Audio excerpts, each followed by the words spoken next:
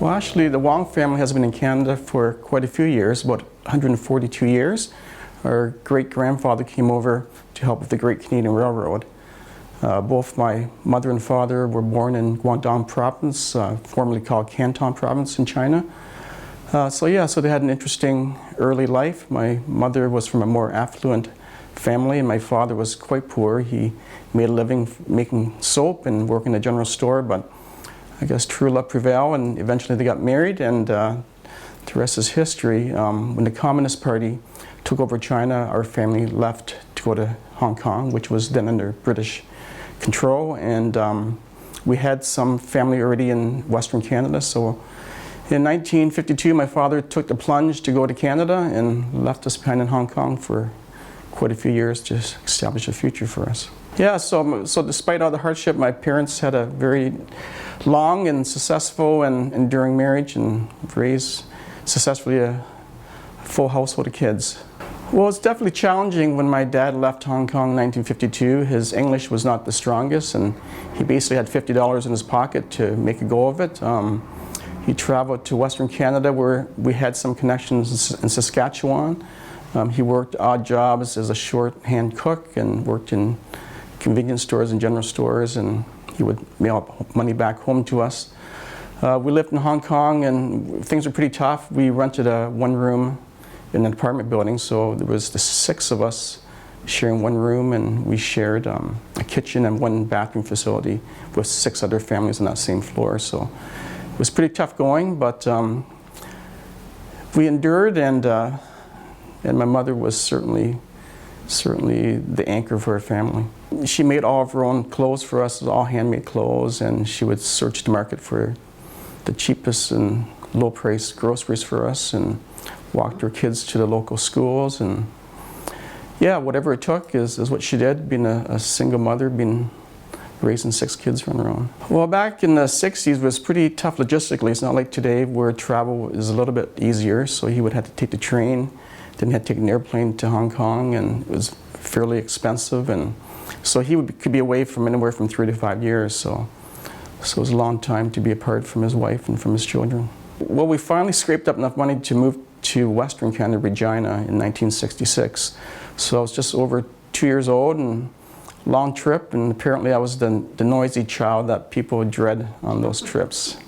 So yeah, it was, after many years we finally made enough money to come to Canada, and we heard of an opportunity in Walkerton. There was a small restaurant for sale called a Walkerton Grill, so we decided to take the plunge and come to Walkerton. It was certainly a family affair. All of us chipped in. As young kids, we were pretty much left to fend for ourselves because both our older siblings and our parents were working in the restaurant, so it was sort of looking after each other and looking after yourself. So it was a different lifestyle. As a 4-year-old, I'd be wandering around Walkerton by myself. Again, back in the 1960s, it's a little bit different from today's society. And I would spend time playing in the local creeks, in the river, in the trails, and quite a few times the local police would escort me back home because they'll find me on the other side of town. But that was all fun.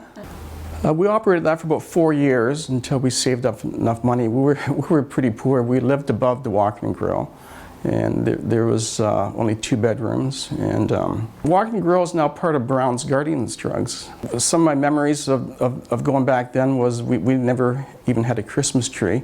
We had a cutout cardboard Christmas tree given to us by the Coca-Cola salesman for the restaurant.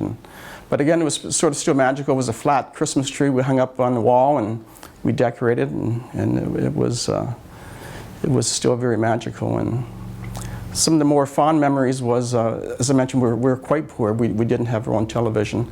So every Saturday morning I would go down to Walkerton Electronics. It was a store that sold televisions and other electronics, and I would stand outside the window and watch cartoons through the window.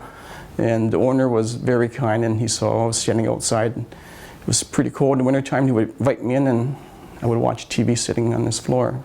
And he would offer me some snacks and stuff. So those are the heartfelt moments that I really felt about Walkerton. Well, like I said, 1960s Walkerton was certainly different from present-day Walkerton. the old Walkerton Public School was still there, and the old high school was still there. We used to have the old mill down where Tim Hortons used to stand, the big mill right downtown, and we had the mill race where we used to fish and swim in, and had the old swimming pool down at Jackson Street. So a lot of nostalgic old things, but Walkerton certainly has progressed, and it's a nice, thriving community thanks to the great partnerships we have with many people, including Whiteman's. That's been around since 1908, and current company I'm working with, Larson Shaw, since 1919. So those are major anchor organizations that help our community succeed. Yeah, being such a busy family trying to look after the business, there were very few close family moments in terms of having close family time. So yeah, I clearly remember that birthday party that my parents threw for me. It was the very few times that my dad actually had time to sit down with us and actually had a birthday cake, so it was pretty touching. And my mom knitted me a special homemade sweater to commemorate Centennial, so it was a birthday I remember, and it's pretty close to my heart to have a family moment like that, which was far and few in between. Yeah, I certainly have a love for history, love for the history of the company I work with, and love for the history of Walkerton and Brockton areas. I always neat. Many of the old articles from previous authors in Walkerton Herald Times, Erwin Lobsinger and Mr. Cartwright, those were all articles I loved reading as a kid every time the Walkerton Herald Times arrived. So it's really cool to go out and see the old historical sites. When we used to have the doors open, that was great to see, get into the old homes and old buildings, and it was a lot of rich history here. Yeah, Mr. Lobsinger was a good friend of our family, and we used to have him over for many meals and lots of good talks, and he used to do a lot of fishing and bring in some fish that he caught. And, oh, nice. And yeah, it was really cool history. He used to own a Canadian Tire store downtown, right beside Lobby's Bridge, and he used to have Lobby's gas station there, right in the corner, right by the bridge. So a lot of neat history. Yeah, some of these old menus certainly bring back a lot of old memories. It's, like I said, it was a family affair. We pretty much worked almost 24 hours. My older sisters would work the morning shift, and then my other sister worked the evening shift, and we would open at 7:30 in the morning and close at 1 o'clock, and then we would have cleanup. And then in the mornings, I would help my mom come downstairs, and we would get things prepped and open up. So we would take shifts working, and 7 days a week, and we would open till 1 in the morning, and then we would still have cleanup afterwards. So yeah, so it was a family affair, and we helped wash dishes and clear tables. And when I was older, I was able to wait on some tables and make some tips. So that went to my piggy bank. Yeah, it was busy for us younger kids. We might have a little bit of time to play, but we were always busy helping wash dishes in the kitchen, clearing the tables, getting up early in the morning to help my mother do the startup operations. Yeah, it was always very busy. Didn't have your usual family times in terms of family holidays away or weekends off. It was a family affair, but it was what it took. It was pretty tough times. As I mentioned, my mother made all of her own clothing. We had a big garden out back to help supplement our groceries, and yeah, it was a family affair, and we were lucky to be where we are today because of that. Yeah, it's a long day, so even though our business hours were from 7:30 in the morning till 1 o'clock in the morning, there was a lot of prep work involved. I would come down at 6 o'clock or earlier with my mom, and we'll get things prepped up for the morning shift, and even after we close at 1 a.m., we would still have at least an hour and a half of cleanup, dishes, mopping and sweeping the floors and so forth. So it was a long day. We were closed one day a year, and that was Christmas, and that was it. Otherwise, we were open the entire year, 7 days a week. On Christmas Day, it was just great, just having the whole family together, sitting, because we never sat down together as a family. At lunchtime, I'd come home from school, and I would sit by myself, have lunch, and quick get back to school. Evening times, we'll be all working, obviously, so we'll just grab a bite to eat when we can, and we never sat down as a family. So it was a pretty special time at Christmas time for the whole family to sit around the table, and it was the one event we look forward to, because that's one day a year that as a family we get to sit together. Well, to go into a restaurant, it took years of scrimping and saving and sacrificing, and it was our dream to build a new restaurant, and eventually that happened in 1969, and we were very grateful for the support of the community for their business and their support. And so every year at Christmas we would host a complimentary banquet for all the local dignitaries, town council, local businessmen, and have them over for a big celebration. And as a visible minority family in a small town, Walkerton in the 1960s, it was challenging, but the community certainly embraced us and saw that we were just hardworking people and supported us, and we thanked them in return. We were very lucky. One of our good friends was Bob Brown, Brown's Construction. Some people might remember Brown's Construction in Walkerton. And he was also an architect, so he helped us design this modern building, which is one of the first modern buildings in the downtown Walkerton area. Yes, my father wasn't formally educated, but he certainly had the passion to making sure he took care of his family, and that's why he worked 7 days a week, 20-hour days, and left his family behind in Hong Kong to make a future for us. So it was his passion that drove him to succeed and make sure his family succeeded. Where the Golden Wheel used to sit is now the guest house, and we're very happy that they retrofitted it and repurposed it, and it's still standing today. The house behind the restaurant was a cool house. It used to be the Saugeen Boys Club, and it used to be a private club for local dignitaries, lawyers, doctors.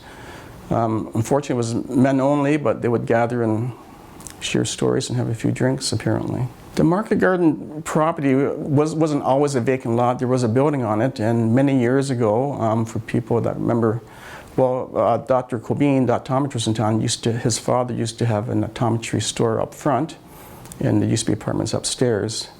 And so we owned that building, and eventually we tore that down to a vacant lot, and we had also owned the current Walker's Landing building as well. So we're fortunate of our hard work, we were able to acquire some properties in town, and fittingly, it's great that we're able to sell and donate back some of the proceeds from the sale of the lot to make this parquet come true. It's something that's befitting, and we're glad to do it. Well, my mother and my sister Mabel have always loved gardening, and my mom would always, even when my mom moved to Toronto after they retired, she would always come home every spring and summer to start up her flower beds and the vegetable gardens. And my sister and my mother would always take fresh cut flowers or vegetables to local friends or local businesses downtown. And so gardening was very special to them, and I think it's very special and touching that they incorporated the word garden in the Market Garden name. So that's pretty special. My mother came back every spring and summer to get her garden started. So even into her late 80s, she's still actively in the garden.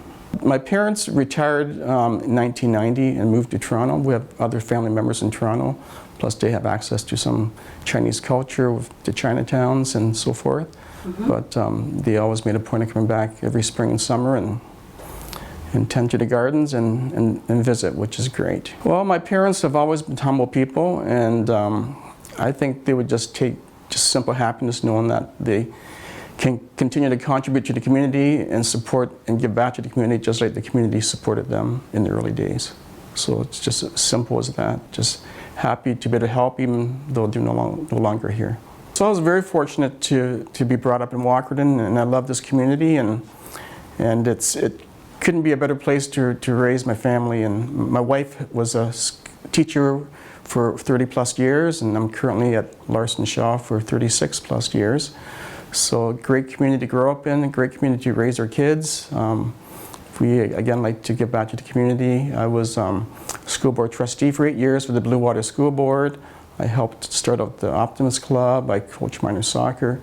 So it's all part of living and being part of the community and giving back to the community as much as we can, and couldn't think of a better place to raise a family.